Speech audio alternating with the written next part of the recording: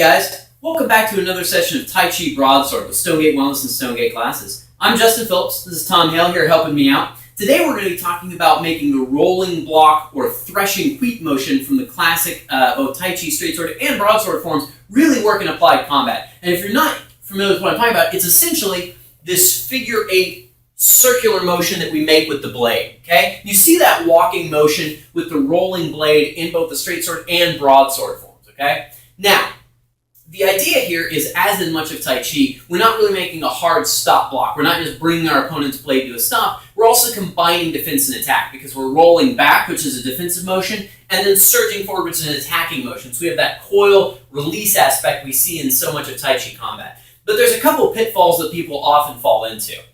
The first one is probably the most common issue when people transition from doing the form to actual combat, which is they try to do combat like it's the form. But the form is too big and it's too slow. It's too cumbersome. You don't get there fast enough. And if an opponent throws a snap cut at you and you try to make this big sweeping arc of motion, you're done before your blade ever gets there. They've got you too fast. You need to have a much more concise motion, okay? And you can see that if Tom just throws a cut in here to the right and I come in with this big sweep, cut for the shoulder.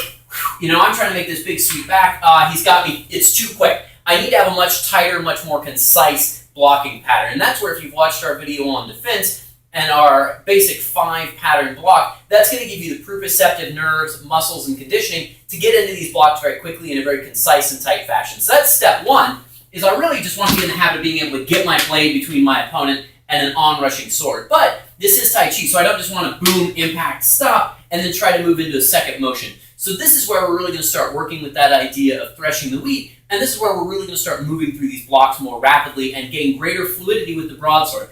So what I want to do is I want to have this same rolling idea, but I don't necessarily want to just make that big circle. But the other thing to bear in mind is these are all forward walking motions. So what I've got is as this sword comes in, it's going to come all the way back past my back shoulder before it rolls forward. And that's what the form looks like. I come here, it rolls back, I cut through, it rolls back. So you're seeing that sort of come all the way back. And what we're doing is we're using that to gain ground as well as yield with our opponent's blade so they don't just bounce off and recover so easily. So moving slowly, what that's going to look like is as he cuts in, I'm going to come into that same block, but what I want to do is I don't just want to stop there. I want to take that block and I want to yield back, connecting to that energy, using that to bring my body in. Here I can connect my offhand, and now you see very naturally, I'm going to be able to roll that blade down, and there's that threshing queep motion up. I don't necessarily have to use the covering hand. I can make it look a little bit more like the form. We'll maintain the connection through the chest arch, where he's going to cut in, I'm going to block, step in, and roll through. Now, even without that covering hand, I'm still in a pretty secure position because by coming forward, what I've done is I've put myself in a position where even once I drop the blade, mostly I'm in line with his hands. His blade is mostly past me, and he can certainly try to reach around, but there's very little momentum for a cut there where I'm right inside with this strong draw-through cut. So with this, what I want to focus on is concise motion, but then rolling back.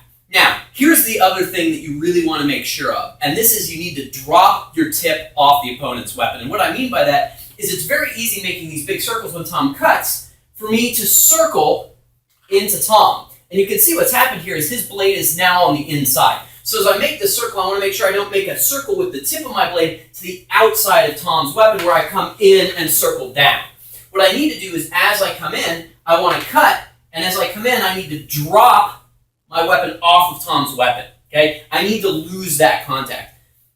There's some Tai Chi swordplay where people are really insistent on the idea of sticky hands. And that works only so well in swordplay because by maintaining that blade engagement, by falling into that blade gravity, what you're doing to some degree is you're giving your opponent the defense and you're also putting yourself at risk of drawing them into you. You want to maintain a connection to the opponent, but you're going to maintain that with distance, with the offhand, and with spacing. Connection in swordplay is very different than connection in empty-hand combat because your opponent has a fairly sharp and dangerous weapon in their hand. So I don't necessarily just always want to be in contact with that specifically. There are times where I want to evade that. So I'm going to come in, connect, move in with that yielding, shift my connection to somewhere else, or even just use the connection of this spacing and this distance to maintain that contact, drop the tip away so that I am now clear of Tom's weapon to the inside and I've got that strong cut. Okay? So that's going to be the principle behind threshing wheat. Just to show you briefly, same thing to the other side. If Tom cuts into the other side, I'm going to come into that block that we've talked about before, just that nice strong outside block. I'm going to roll back towards my shoulders. I shift in,